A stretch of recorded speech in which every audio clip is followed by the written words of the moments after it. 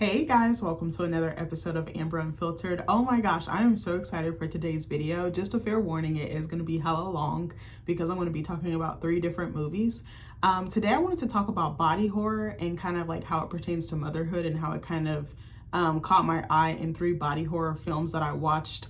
Today is, what's today? Thursday. I watched them on Tuesday. But before I do that, don't forget to like, comment, and subscribe. Also, if you want to cash at me at Amber Unfiltered Show, that'd be greatly appreciated. So I am so excited for this video. I actually took notes.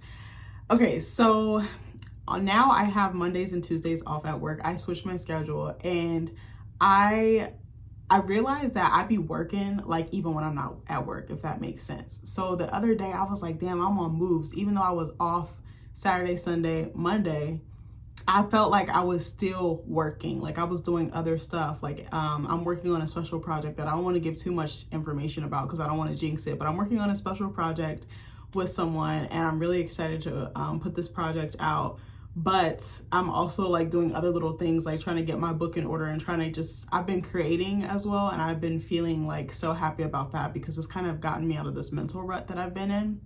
But I say all that to say, I was kind of feeling burnt out. You know, when you just feel like you have no steam, you have like no fuel, you have no like nothing left in you to go. And I was just like, all right, I need to give myself, what was I going to say?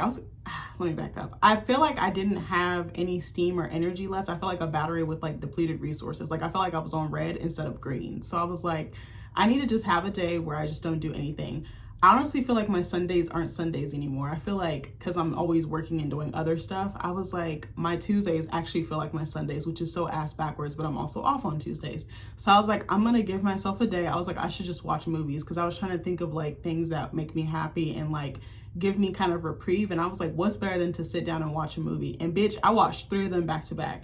And I was like, I forgot how much I love horror, but I can't watch it all the time because I feel like then it kind of influences you and it kind of plays tricks on your mind. So I have to take breaks from it. Like I still have not seen Smile 2 and I want to watch it, but I was like, bitch, I'm not ready. Like I know that movie's going to take me through it. And I was like, I have to be in the right mind frame for that. And I was like, I don't feel like I'm in tune 100% with myself right now. So I was like, or feeling like myself 100%, I should say. So I was like, all right, I'm gonna watch some movies. I was like, I'm just gonna vibe out. I'm not gonna like really be on my phone. I think I like put my phone in my drawer on my in my nightstand and just lock the fuck in. And it was just so nice, like not thinking about social media, not doom scrolling, not checking emails, not seeing if anyone needs anything, you know. I just wanted a little bit of a break or a deviation from my routine. So I was like, I'm about to check in, you know, lock in with the film. So the first one, I know you guys are probably going to eat my ass up in the comments. I always say that and like you guys are like surprisingly super duper chill. Also, I want to say that I hope you guys are doing well. I hope that the week has been good to you. I hope that something good has happened to you just because. But anyway, so the first movie that I actually watched, don't roast me, was Night Bitch. I don't know. I woke up that morning and something was like, you need to watch this movie. And I was like, okay. I will say it is not the best movie, but it's not the worst movie. It's kind of like a middle of the road movie. I feel like it's like a 5.5 or like a 6, maybe like a 5. I would say it's somewhere in the middle. It's not perfect, but I see what they were trying to do and what message they were trying to convey. And I actually really like that. I like Amy Adams. I think she's a phenomenal actress. She has a very good catalog under her belt. So that was the first one. And I'm going to tell you what each movie was about, so that way you can kind of give some context. I'm going to be talking more about motherhood and body horror and like certain things I took away from the film in reference to either or. But I want to tell you what each one was about just so you have some context, like I said. So Night Bitch is about an artist who pauses her career to be a stay-at-home mom, seeks a new chapter in her life, and encounters just that when her nightly routine takes a surreal turn and her maternal instincts begin to manifest in canine form. So there's that one. Let's go to the second one. The second movie that I watched was False Positive. This joint was so crazy. I would say it was a little bit better than Night Bitch, but they're kind of like neck and neck. Like I think some things could have been executed better, but then I think it did some things better than Night Bitch. Like I think the cinematography was actually very, very good.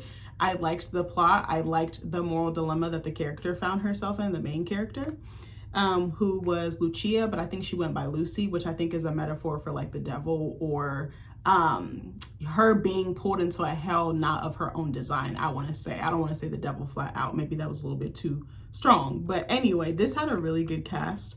It had Alana Glazer, it had Justin Theroux, it had Sophia Bush, Pierce Brosnan. So it has some heavyweights in here, some people who are doing some really amazing things in the industry. I feel like I've been watching Sophia Bush for a hot minute. I'm not super familiar with Alana Glazer, like I've heard of her, but I don't know her work.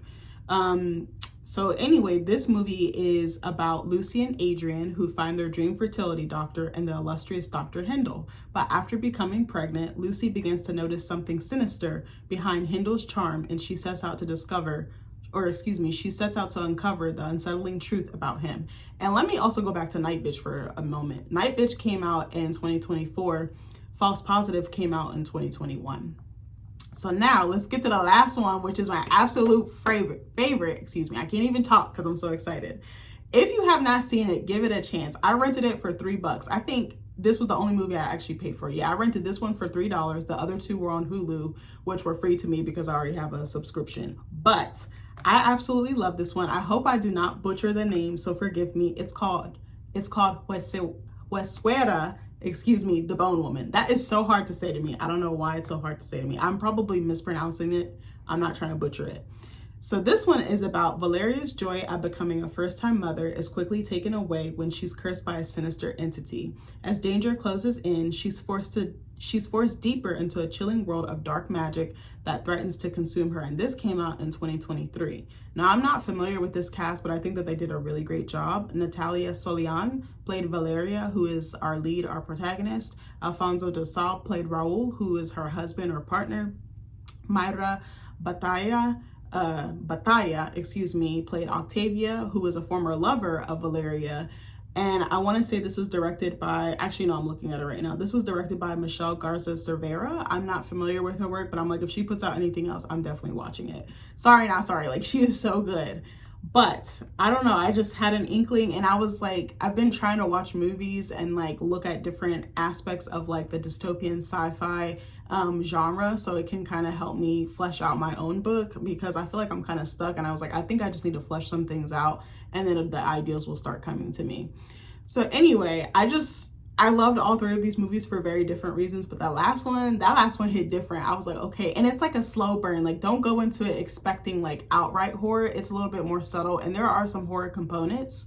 And Huesuera, oh my gosh, I cannot pronounce that. I said it all well. Like, I was pronouncing it great the whole day, and now for some reason I can't pronounce it. It was probably because I'm on camera. But anyway, I'm not trying to butcher that movie. So anyway, I'm just going to call it The Bone Woman so I don't keep fucking it up. But anyway, so I wanted to go through some notes I made about these movies and what I took away from it as a viewer, because I was like, I have to share this with somebody, and who better to share it with than you guys. But before I do that, I need to take a sip because my throat is dry. Okay. Oh, excuse me. So number one, what I'm going to start in order with the order that I watched them in. So I'm going to start with Night Bitch first. What I loved about Night Bitch, I'm sorry, I keep looking down because I have my laptop here. What I loved about Night Bitch was how it showed kind of like how monotonous and like unglamorous being a stay-at-home mom is, and how it can be. Even though I don't have kids myself and I've never been in the position to be a stay-at-home mom, I actually have talked to my husband about this multiple times. And I have always loved the idea of being a stay-at-home mom, but I recognize that it is a really hard job and it is a really thankless job. And I do think that it's very noble, and that it almost requires as much work as a 9-to-5, if not more. That's just my unpopular opinion, but I feel how I feel. Again, not trying to attack anybody, but that's just my thoughts on that. So there's some scenes where it kind of shows like how mundane her life truly is. She does the same thing every single day with, again, no break or deviation from the norm. She cooks for her and her son. It's like very methodical. Like every day she like fries 3 hash browns in like a cast iron skillet with butter every single day. And then she chops up her son's food, puts it, you know, in a cute little plate. They play, they go to the park, and she takes him to stuff like library time, or like story time at the library, I should say. And there's another group of moms with young kids around the same age as well, but she hates it. She absolutely hates interacting with the other moms. She's kind of like retreated into herself. You know, she's insulated by this motherhood and this particular style of motherhood, which, you know, she's staying at home. She's not a working mom anymore. Or she's not a working mom at all, excuse me. So I think it's interesting too, is showing how much she gives up for her son and how much she caters to him, and she puts her own needs, her own desires, her own wants on the back burner. Number 2, I think it's also interesting how they explore the aspect of her being a single mother, even though she's married. I found this very interesting. For like, I would say probably like the first 20 or 30 minutes of the movie, we just see her by herself. And what I kept like wondering at the back of my mind, because I saw she had like an engagement ring or a diamond ring on her finger. So I was like, either she's engaged or married, but we don't see her husband at all. It's just her running the show. And I found that very interesting. And I hear this from a lot of different women, like how they basically feel like a single parent because their husband is out being the breadwinner, but then they're taking care of the home front and the child rearing, which I think is a very hard job. And I feel like it's very exhausting and draining. And I often wonder, how do stay-at-home moms get reprieve if they're with their child 24/7? And I think that there's nobility in it, like I said earlier, but also financial intelligence, I think, as well, because it is very expensive for daycare and people are finding workarounds now. You know, I saw something, it was like a breakdown, I forgot where I saw it, but like the amount of money that women save. Actually, I don't want to be naive and say this. The amount of money that families save when they have one parent that stays at home, but then there's also a trade-off with that. And it was like thousands and thousands of dollars. It was talking about like if you wanted a nanny, groceries, you know, daycare, insurance. Like it was talking about so many different things, and I found that so fascinating. I wish I had like taken a screenshot of it. I think I found it in like a Reddit thread or something. I'm notorious for climbing through those Reddit threads or weeds. Like it's my toxic trait. I love going to the comment section because the comment section be lit, but then people be saying some wild shit on there, and I'll just be like, you probably should have kept that to yourself. But anyway, so I kept wondering, I'm like, where's her husband? Where's her husband? And finally he shows up, but he's a husband that is working. You know, he's a working parent, but he tends to travel a lot and he's never really home. And then when he is home, it's like in little spurts or windows. And it actually made me think of somebody that I worked with. I'm not going to say who, but they have the same experience. Yes, I just thought about that. I didn't write this in my notes. But yes, someone that I worked with within the last few years had the same experience. Was married, was with a great guy. You know, they'd been together for a little bit and they had their first child. But he tended to travel a lot for work. So she was always with her child, like always making arrangements. And sometimes she would work from home. And it was just like how much sacrifice that really was. And it seemed like I kind of wondered if she was lonely or felt almost isolated, because she was telling me as well, or confiding in me, that she really wasn't going out or anything unless her husband was there. And she was like, now that I have this baby, I'm kind of confined to my home. And I thought that that was very interesting as well. And I wondered what toll that took on her. Even though on the outside looking in, she looked fine, I knew she wasn't. Like I could just tell by her moods, because she was a very chipper, happy-go-lucky, bubbly person. But then there would be times where her energy would seem lower, or she, you know, kind of like a bar graph, just kind of like dwindling, you know, in a way. I don't know if that made sense, but anyway, I was just like, I was like, so this woman has a fully capable husband to help her with the co-parenting, but he's out getting the money sustains the household, and it affords, you know, her and her child certain things. So I was just like, again, the trade-off, you know, it's kind of like a scale. You have to figure out which, you know, what's going to weigh more, what's going to cost more. So number 3, there was a scene where she was having dinner with some of her friends from graduate school, Amy Adams' character, the main character, and the mom, and she was not being heard, she was not being seen, she was not being respected. I thought that that was very fascinating. Everyone around her seemed to kind of have moved on with their lives. They were all artists of different mediums or crafts, and they were all making these amazing strides like in their professional lives. And some of them were mothers, but they had more resources at their disposal, like had a nanny, had a chef, had a driver, whatever the case may be. Or some of them didn't have kids and they were just hitting that pinnacle. Some of them, I think, were even applying for like an art fellowship, like a very prestigious art fellowship. And they're like, I'm putting in my application, I'm working it out. And she's like, well, I haven't done anything. Like all I've been is a mom. And they treated her as if she was less than. But I was like, being a mom is that's an incredible job to have, but I know how hard and like how rigorous, how stressful, how challenging it truly is. Like, again, I don't have kids. I just have noticed it by, you know, by proxy, like the women that are around me that are mothers. I have a lot of mothers around me. I have very few friends that actually don't have kids. Pretty much, I would say 90 to 95% of my friends have kids. And if not one, they have multiple, probably like 2, 3, or 4. Like that's a lot of responsibility. And it's like, how do you balance that? And how do you make space for yourself? And how do you pursue your interests or your gifts or your calling when this thing is taking up so much of your time? But anyway, so what was I gonna say? Hold on. So then she gives like a speech. It's like more like an inner monologue that the audience gets to hear about how she feels dumb in comparison to her peers, how she feels like she has nothing to offer to the conversation, how she's not stimulating or exciting enough. And she's like, I don't really have anything to show for this decision that I made, which was to put my child and put my family first. So I thought that that was powerful and extremely relatable, even though, again, I don't have kids. I feel like I have felt like this because I'm a late bloomer as it pertains to my career or my professional life. Like, I know I'm going to get there in due time, but it's just like, I've always felt like late to the party, or like I'm not doing enough, or like I should be farther. And I've even felt like this because usually when you're 30, you have like a set career. You know exactly what you're going to do for the rest of your life. You've probably been doing it since your 20s, and now you've like almost mastered it, or you just keep climbing the ranks. But that's never been my experience. I always knew I wanted to be an artist, and it's just been such a rocky road for me to get there. And I was just like feeling bad about it. Like, I feel like I'm too slow, but then I thought about it. I said to my husband the other day, I said, I was thinking about people like Dua Lipa, Lil Nas X, like that genre, or that, not genre, those specific artists. And I was like, I remember feeling a little bit envious or jealous or just like inferior, like, oh my God, they're so famous, they're so put on.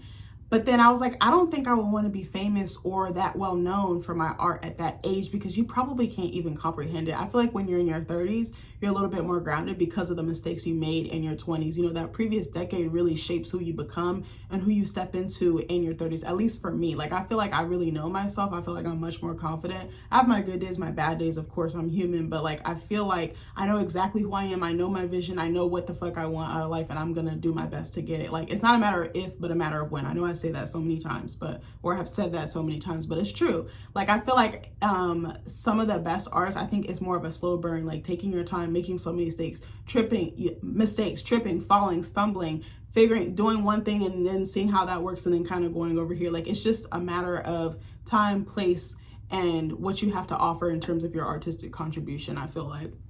So number 4, my favorite part of the movie was when she finally spoke up and told her husband that she was basically drowning. Like, she was like, I know I agreed to this, but like, I really didn't realize the extent of it and what it would cost me and what toll it would take on me. And she basically tells him, you know, exactly what the fuck she needs. She stands on business, as we like to say, or stands 10 toes down on her stance. And she's like, you know, I needed more from you as a husband, not just a husband, but as a father too. And she's like, you know, I think it's best if we separate. And I thought that that was such a strong decision. It was such a tough decision, but I think it was very powerful for her to make, because she realized that the relationship or the marriage wasn't serving her. Again, I'm not advocating for that in your personal lives. I'm just saying I see why the character did what she did. So then I feel like during that separation and during that time apart, she really leaned into her creativity, and she poured everything that she was feeling, like her angst, her sadness, her grief, her exhaustion, excuse me, I can't talk, into her art. And her husband starts, you know, realizing how much work she was really doing, because they're kind of having like split custody or joint custody with their son. So some of the time he goes with his dad to a separate house or a separate residence, and then she's kind of on her own, and she's now free to explore her talents and rekindle her artistry, I think. And I thought that that was really cool. So later on, she puts on this art exhibit inspired by her experiences, and as she's like, and she incorporates the transformation she's kind of made into a dog, which like is a whole other thing. But she kind of sees the world around her, and she pours it into her craft. And she blows everyone away. She blows herself away. She does more than she thinks she can. Her new mom friends that she's made at the library, you know, some of her old grad school buddies, and even her husband, he's like, oh shit, I didn't realize. Like, it took this for me to realize it. And it took me being away from you to realize it. So her husband is like, I'm so sorry for not, you know, seeing like the depth of your misery, your sorrow, your sadness. And, you know, I didn't realize that you needed more. I didn't realize you needed more help from me. I didn't realize that you were struggling. And there's some really interesting dialogue somewhere in the movie. I can't remember if it was the beginning, middle, or end, where she talks about choosing between being an artist and a mother, and if you can be both, and if you can be successful at both. And that's something that has crossed my mind hundreds of times. I'm like, can I make art and be successful in this industry? And can I be a mom, and can I be good at both? Because I'm like, I don't want to be so into one that I let the other slip through the cracks. One of our customers, one of our regulars, shout out to Hannah, I love you, sis. She said something really powerful to me and my boss the other day. I can't remember the extent of what it was, but she was talking about, she listened to this podcast, and this woman was talking about like those sorts of things, like your work, your family, those things being like, what did she say? Like glass balls or glass, like glass. I can't remember what the specific thing was. And she's like, sometimes you're going to drop one and it's going to crack. The other, you might have to juggle a little bit more carefully because you don't want it to crack. You don't want it to be, it's delicate, it's fragile, it means a lot to you. And I thought that that was really an interesting analogy. And I was just like, it really is about balance. It really is about harmony and realizing something is not going to be perfect, and you just have to be okay with that. And that's something I really struggle with, but I'm trying really hard to work with. Not work with, but work at. And something that actually taught me that lesson, what I just said, was actually working on the journal at my college, because there was certain stuff I was like, oh, I really want to do this. And my advisor, he was helping me a lot and like guiding me. And there was some stuff that I wish I had had more time to flesh out and really delve into. And I realized some stuff is just going to slip through the cracks. Some stuff I'm not going to have time to circle back to, because the main thing is getting these students' work, you know, published, getting their essays published, getting their research out there. You know, I want a printed copy in my hand. That's really what I want. I want printed copies in their hands. And I had to realize, okay, these little administrative tasks or these little one-off things that you need to do, maybe next time if you ever do this again. But it was just so interesting, because I was like, I really wanted to be, you know, hit my 10s across the board or make 10s across the board. And I realized I couldn't. And I was like, that's okay. I'm doing well with the things that I was able to see through and execute. And I just really had to give myself grace with that. And it was so fucking hard. But anyway, let's talk about False Positive, bitch. Okay, this movie was wild. I have like the most notes on The Bone Woman. I'm not even gonna say Huesuera. Jesus, I cannot pronounce that. I'm so sorry, y'all. I'm fucking that thing up. I'm just gonna say The Bone Woman. But anyway, so False Positive was unlike anything I had ever seen. I love the husband and wife, who is played by Ilana Glazer and Justin Theroux. They were very believable, and I like the chemistry between them. And I also think, So it took this couple 2 years to have a baby, to conceive. And I recently met a woman like a couple months ago who said it took her 3 years to have her baby. Like, she tried for 3 years straight. And I was like, oh my gosh. And what was interesting was she was working when I met her, and she had her baby in her, like, right next to her. And then the baby started crying and fussing, and she was literally holding her, giving me a service. And I was just like, that kind of to me was like proof from the universe or something higher than me that I can do both, and that I can be good at both, and that I don't have to choose. Because I've always felt this like nagging pull, like, oh, I have to choose one, like almost like a tug of war, you know, type of thing. But I just wanted to talk about that. And I really was like, my heart broke for her, because I was like, 3 years is a long time. Like, it sounds short on paper, but I was like, that is gruesome to put your body through, to put your mind through, to put your hopes, your spirit, like your everything into. And you could tell she really, really loved her baby, and she really, really wanted her baby. And I was just like, the things that we go through to bring life into this world is like, that will never be lost on me. But anyway, so I said again in my notes that I admire her for trying that long and for never giving up, because I feel like that would make anybody feel defeated and want to just throw the towel in. But it also made me think about, again, how much strain and stress she put on her body, her mind, and even her womb. So one of the things that stuck with me well after the credits rolled was how badly or desperately that Lucy and her husband wanted to have a child. More so Lucy. Like, Lucy was like, I'm balls to the wall. I'm willing to do it all. So much so that she decides to take medical advice and treatment from a doctor she has never met before, which is Dr. Hindle, played by Pierce Brosnan, I believe. She doesn't even have any history with this guy. She's never even talked to him. She doesn't even know what he looks like, nothing. She just goes into his office and is like, all right, I'm your patient, knock me up. And I'm like, no, I would be doing research, because I'm not letting you in my body if I don't get a good vibe or I don't even know anything about you. So he inseminates her with a technique that he pioneered. But I said, as a viewer, I wondered how ethical or legal it was. He injected like this like orangish or like goldish looking liquid in, you know, down there. And I was just like, what did he put in her body? Because I'm like, it looks good on the surface, but I'm thinking, what was that substance he actually put? What is in it, and what will it do to her body? Like, I wanted to know the symptoms or the reactions that she would have.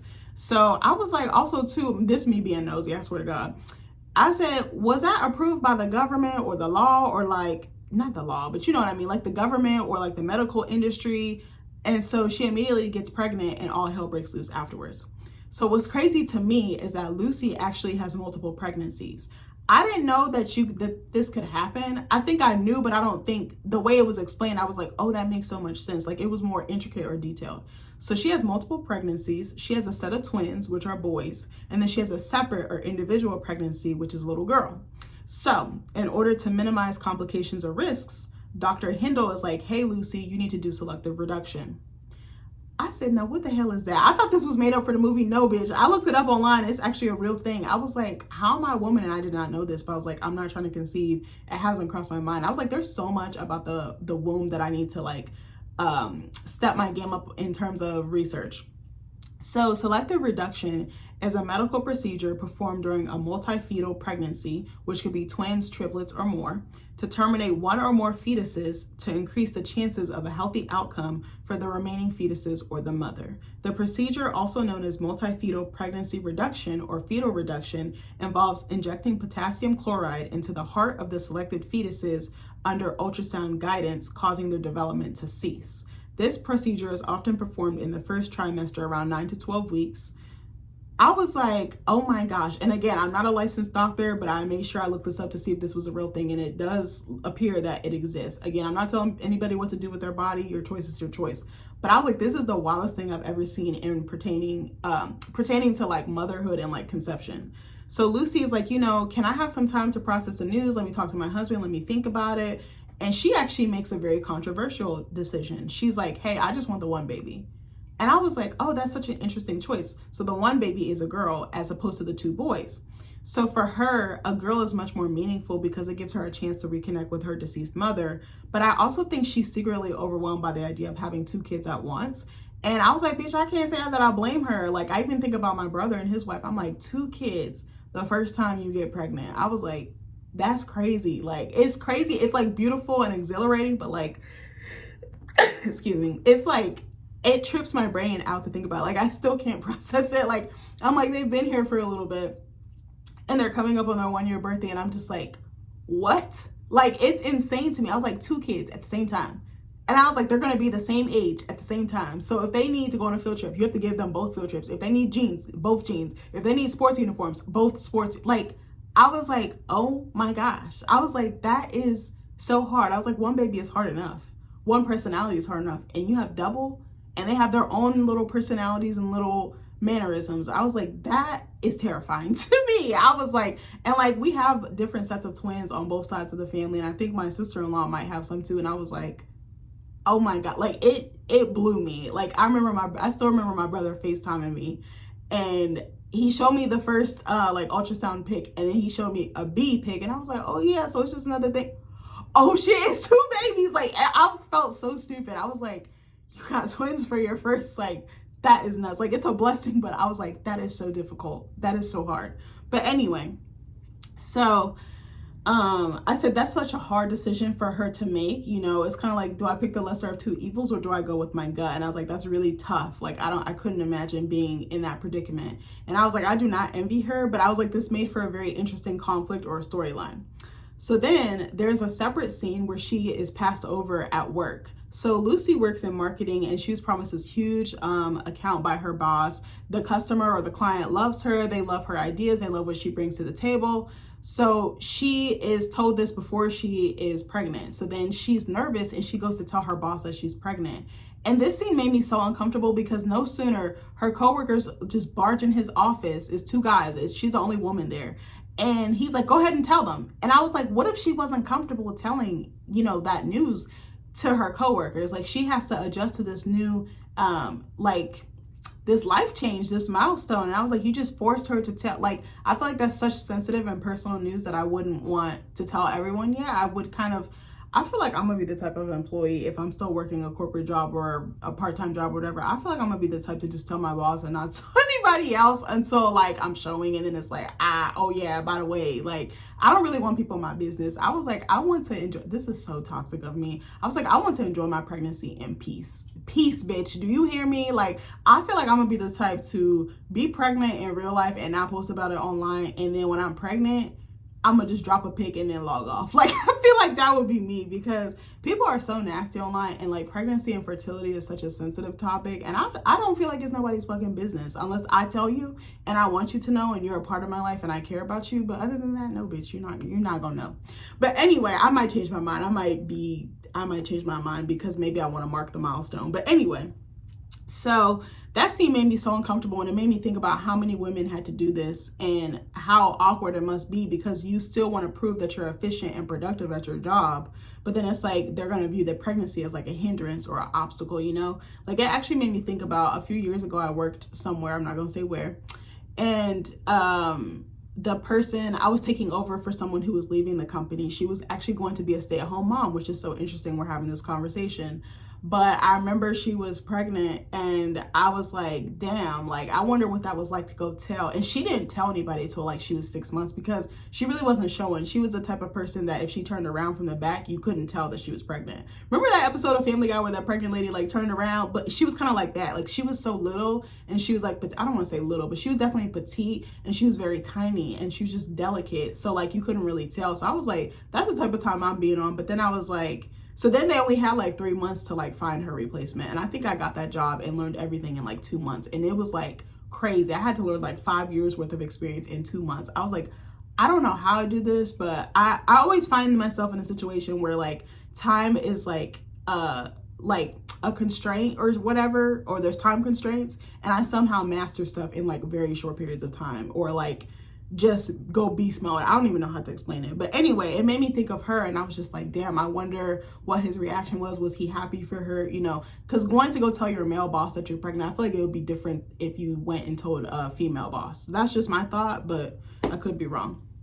So anyway, so once she gets pregnant and she begins to get bigger and bigger, Lucy's account is actually given to one of her male counterparts who's not even qualified, who's not in, you know, he doesn't know the ins and outs of this account or this customer. So I really hated this scene, but I was like, I've been here, done that, like been there, done that, even though I wasn't pregnant. What sucks is they're using all of her work, all of her ideas, and I don't think she's going to get any credit for it, or they're going to know she did it, but they're not going to care because they've kind of tossed her to the wayside because she's pregnant. So I said, I've been hearing it before, and it's not a good feeling. Someone taking credit for my ideas, and I just have to eat it, and I'm just like, whatever. So I also felt bad for her because it seemed like she had good intentions and planned to work still while being a mom, even though she was pregnant. Like, I feel like Lucy was going to be the type of girly to like work until she was in the delivery room. Like, she gave me that type of tease unless she was put on like medical leave or something, or medical bed rest. So I feel like she was doing a pretty good job of balancing both, but I feel like they also denied her the opportunity to. And I wonder if there was a little bit of like sexism or misogyny there, or even just, yeah, either or. I can't really think of anything else it would be. Sorry. I don't know why our toilet be doing that. I be having a heart attack. My heart just jumped out of my chest for a minute. Sometimes it'll just randomly make noises. And I'll be like, bitch, is there somebody in the house? Somebody that's not supposed to be here? But anyway. So I feel like her coworkers or her boss decided for her instead of trying to see what she was capable of, which was way more than the credit that they actually gave her or didn't give her. I love the cinematography in this movie, like I told you before, and the fact that her husband was actually in on Dr. Hindle's ulterior motives. I don't want to give too much away in case you plan on watching it, but I think it was interesting how everyone tried to gaslight her about her reality when in fact none of it was in her head, but it was very real, and it was very much so happening to her and around her. The ending absolutely broke my heart, but it was also very controversial and clever. Again, I don't want to give too much away. I just think you should watch it for yourself and let me know what you think. I'm very curious. I'm very much a person who likes engagement, so please feel free to comment nicely, of course. But let me know down in the comments if you plan to watch it, or you want to watch it, or my review has completely turned you off from it. I'm so curious. So last but not least, I think it's because I be trying to say the title fast.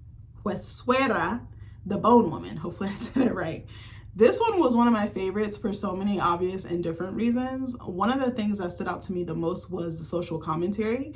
I like how they made it seem like being a mother was one of the only ways that a woman could contribute to society in a meaningful, like productive way. And that motherhood is like a golden rule or like a divine purpose. Like it's the only thing to aspire to or subscribe to in this life. Also, the opening shot is so fucking gorgeous. It shows the main character, Valeria, and her mom at a Virgin Mary statue. I don't know where exactly it was at. I think it was a Mexican Peruvian production, so I don't know if it was either in one of those countries. But it was beautiful. It like shows this beautiful statue, and like her mom basically takes her there to pray for fertility and pray for a healthy baby, a healthy pregnancy. And lo and behold, I believe it works. Maybe it doesn't. I'm not too sure, but she immediately gets pregnant soon after. And so the imagery was just so like unsettling and like a cinematic and like gorgeous way, but like also like a spiritual way. Like, I don't know how to explain it. Like, if you see it, you'd be like, oh, like I've never seen an opening shot of a movie start like that. So anyway, I love how the main character's family, which is Valeria, brings up the fact that she would not be a good mother because Valeria has had a bad track record or history with kids. So when she was younger, or actually, let me back up. There's a scene later on in the movie, I think it's like within the first 30 minutes or so, where she goes to have dinner with her family and it's Mother's Day. And they kind of are shitting on Valeria. They're shitting on my good sis a little bit. They're like, you know, you wouldn't really be a good mom. Like, they say it, but in so many words. And the film also, I want to say, I don't know what language, what dialect they're using, but it is in another language. But I was able to follow along perfectly fine. So when Valeria was younger, she was watching a neighbor's child with either her sister or her mom or both. I can't remember. And bruh, this is kind of sad, but she accidentally drops the baby, which falls down like a flight of stairs or like some stairs. And I was like, oh my God. But to make matters worse, she never like stops to help the baby to like relieve it or alleviate it. And she just freezes like a deer in headlights. It kind of reminds me of Black Panther. I never freeze. Remember when Suri was clowning T'Challa? Rest in peace, Chadwick Boseman. I actually keep seeing a lot of posts about him. I hope he's watching down on us from heaven. And I hope his spirit is at rest. And I hope his family is okay, because I know that's such a huge loss. And even the entertainment industry, he was such a light. And I don't think I realized that, unfortunately, until he was gone. But let me go back to the movie. So her family makes fun of her for this, especially her sister. Her sister takes a particular joy. Like, she takes extreme joy in like shitting on her sister and like basically saying like, girl, you ain't meant for this mom life. And I was just like, okay. And even her mom, and then what's crazy is Valeria's husband didn't even know about this story. So they told a very traumatic event. Like, she didn't get to tell it on her terms, and she didn't get to like redeem herself, I feel like. And I feel like she's like the butt of the jokes. Like, she's the running joke in the family, or the disappointment, or the odd woman out, or the black sheep of the family. That's kind of the vibe I get from her. So her family makes fun of her for this, and they waste no time throwing this isolated incident back in her face all these years later. So what's wild, I told you, is her husband never knew. So I said that Valeria's sister seems to have a bone to pick with her about the fact that Valeria has had little to no interaction with her own kids. So her sister has 2 kids, a boy and a girl. I'm not sure who's older or what. So her sister makes a comment. She's like, have you even picked any of them up? And her daughter walks in, and the daughter's like, yeah, you've never like picked me up. You've never like really engaged or interacted with me. And I said, baby, I find that so strange, only because I'm a crackhead. When it comes to seeing my nieces and my nephew, like, it is so bad. Like, I'm on them like white on rice. And then even like as I'm leaving them, I'm like, yeah, so when I'm seeing y'all again, like, I'd be so happy. Like, my heart be so full. I just be feeling so happy. I feel like there's a certain light, there's a certain innocence, there's a certain just happiness you feel when you're around kids. Like, there's no way you can be around kids and not be happy. I mean, even if people say quote unquote bad kids, I don't think there's bad kids. I think there's bad parenting. And I definitely think that could be an unpopular opinion, but that's just my 2 cents. So like, I don't know how to explain it. Like, I just feel so happy when I see my nieces and nephew, like just seeing them smile, seeing them play, you know, making new memories with them, just watching them grow, watching them develop. That's just so healing for me, especially my inner child. I definitely feel like. So anyway, I said this part of the movie begs the question, what would make someone good enough to be a mother? And I don't think it's just one thing, but I think it's a combination of traits or characteristics instead. I think it's like, you know, patience, like love, nurturing. I think it's curiosity. I think it's, you know, there's so many different things. I don't think there's just one aspect. So I also put a comment in here that says some women don't have maternal instincts, but I do wonder if they don't have those instincts or previous experience with children, can they adapt to motherhood or learn in the future when they have their own children, or maybe they're around other children. So another part of the film that I loved is how Valeria's sexuality is complicated or layered. I'm going to say some really TMI stuff. I'm going to try to keep it PG or PG-13, but I didn't make the movie. I'm just taking notes based off this and giving my commentary. So she has a typical heterosexual relationship or marriage, but she seems to long for something more or something different. In the beginning of the film, she runs into her old lover, Octavia, and their flame is instantly rekindled. So she was queer, or she was in a queer or lesbian relationship with her when she was younger, but I think she hid it from her family. And then she ran off and went to college, and then met her husband and, you know, settled into like, you know, domestication basically. So there's a gorgeously shot scene. I know this is so crazy to say, but I thought it was really beautiful. I know this is TMI. So there's a gorgeous scene where or I think a well-placed scene and a well-shot scene, I should say, where Valeria and Octavia actually hook up. What I found really interesting and unique is that she did this while visibly pregnant. Like, her belly's sticking out. You can't hide it. It's not a little baby bump. It's not a little kangaroo pouch. Like, it's out and about, okay? And instead of treating her baby bump like an obstacle like her husband Raul did earlier in the movie, Octavia treated it with care and like sanctity. Like, she was very careful, but she was also like, I worship the ground you walk on. You have brought life into this world, or you're bringing life into this world, and I respect you so much more for that. There was a scene earlier in the movie where Valeria wanted to interact with her husband, and he turned her away. He turned her down, like, flat out. He was like, what about the baby? Like, it was almost like he didn't see her as a person anymore. It was almost like she was objectified, like, or just likened to the pregnancy or the baby, like the life growing inside of her. And I didn't really like that, because I don't know, I have some, mixed feelings about that. But anyway, I didn't like it. So I said, now, while it was wrong for Valeria to cheat, I understood why she did it, because I felt like she was missing that intimacy with her husband. Because as soon as she got pregnant, it was kind of like they started going like this. So I don't even think it was just like physical necessarily, like intimacy, but I think it was more emotional or mental or spiritual, or maybe a combination of all three. So Raul began to leave her alone a lot. And there was a scene where she approached him for sex and he turned her away because of the baby. Oh, I'm sorry. I just fucking said that. I'm sorry. I'm so sorry. So anyway, I said what was interesting was he found her sexy enough to knock her up, but then he rejected her after being knocked up. And it's like, so does her desirability go down? Does it plummet because she's pregnant? Like, I think you can still be sexy, or you can still be perceived as sexy while pregnant. But I mean, I understand not wanting to hurt the baby, but I think plenty of people have had sex while they're pregnant. Like, it's a thing. So I think Victoria Monet said something similar. Like, she was like, you found me sexy enough to sleep with, and then now you don't want to sleep with me because I'm not as sexy, even though I'm carrying your child. Like, carrying your child should be perceived, maybe not necessarily as sexy, but it should be perceived as like a good thing, a wholesome thing, an important thing, a meaningful thing. So I think that the sex scene with Octavia and Valeria was very intimate and sensual, but it was also very sentimental. And I think it was well choreographed and shot. And I think that the end result was beautiful. There was also a scene where she was in the tub and she was just naked, and you see like her whole silhouette. And I just thought, like, it was like from up top. Like, I just absolutely loved it. It kind of gave like an eagle eye type of shot. And it was just, she's just resting in the water. Like, and I was just like, she looks so natural. She looks so organic. Like, the actress who played her, she did a really good job, like incredible job, I should say. So I'm sorry, this video about long as hell. I'm almost done. I have like 4 or 5 more points. What else I found interesting was how Valeria's mind changed about motherhood. In the beginning of the film is like, she's really on board with having a baby. She's really excited. She's doing any and everything, just like Lucy in the False Positive movie, to conceive or to pop up pregnant. But then as the film progresses, we kind of see her getting cold feet, and she starts to back out. She's like, oh shit, but it's like almost too late because she's like heavily pregnant. And she actually makes a huge but difficult decision. I thought it was powerful, but I know a lot of people felt on the fence about it. I think I felt like it was powerful because she did what was best for her, even if it came at the expense of someone else. And women, a lot of the time, we're not taught to be selfish. We're not taught to put ourselves first. We're taught to put other people first. And that's something I'm working on myself. Like, that's something I'm talking about a lot in therapy with my current therapist. Shout out to her. So she actually decides to walk away from both her husband and her newborn baby. So I feel like in a way it was her shunning societal norms and expectations. I feel like domestication is something that is often pushed on us or taught to us from early on. It's like, again, like motherhood is like one of those like golden ideals to like subscribe to, like a thing. Like, it's what you were born for. It's what you were brought into this earth for. It's your calling. It's what you're supposed to do with your life.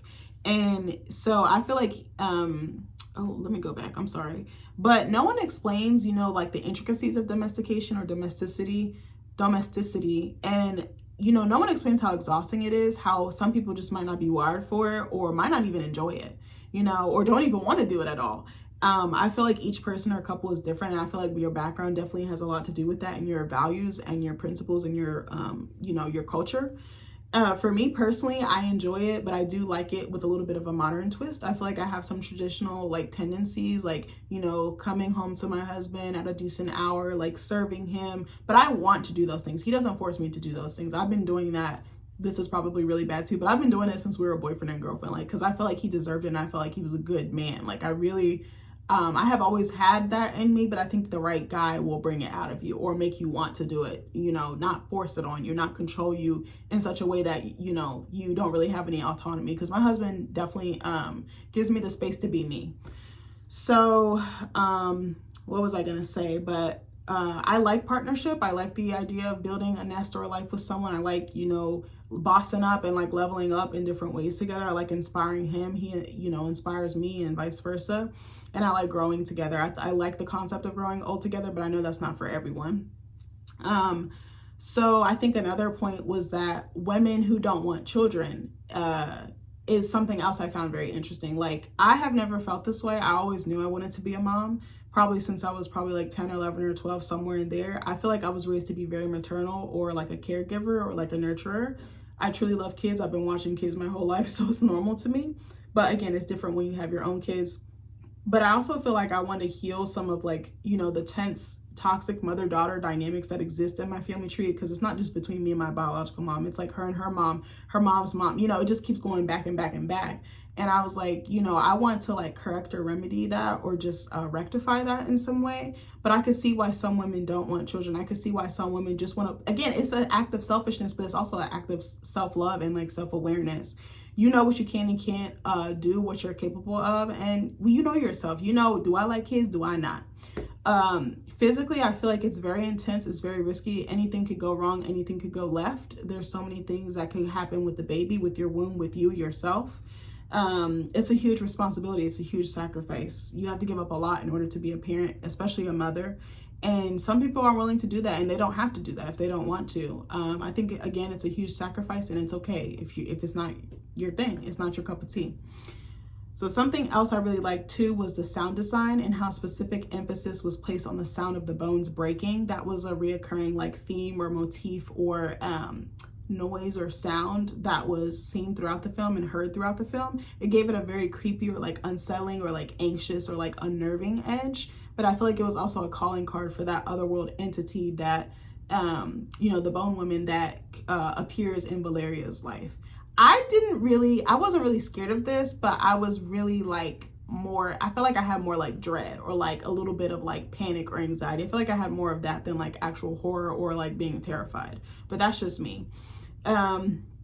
So if you didn't know, I learned this as I was researching this movie, is that the bone woman is an old Mexican folklore or folktale, excuse me, of a woman who gathers bones in the desert. She actually collects all sorts of bone, but her specialty is wolf bones. So when she has assembled an entire skeleton, she sings to it until the wolf comes into being, like comes into life or fruition.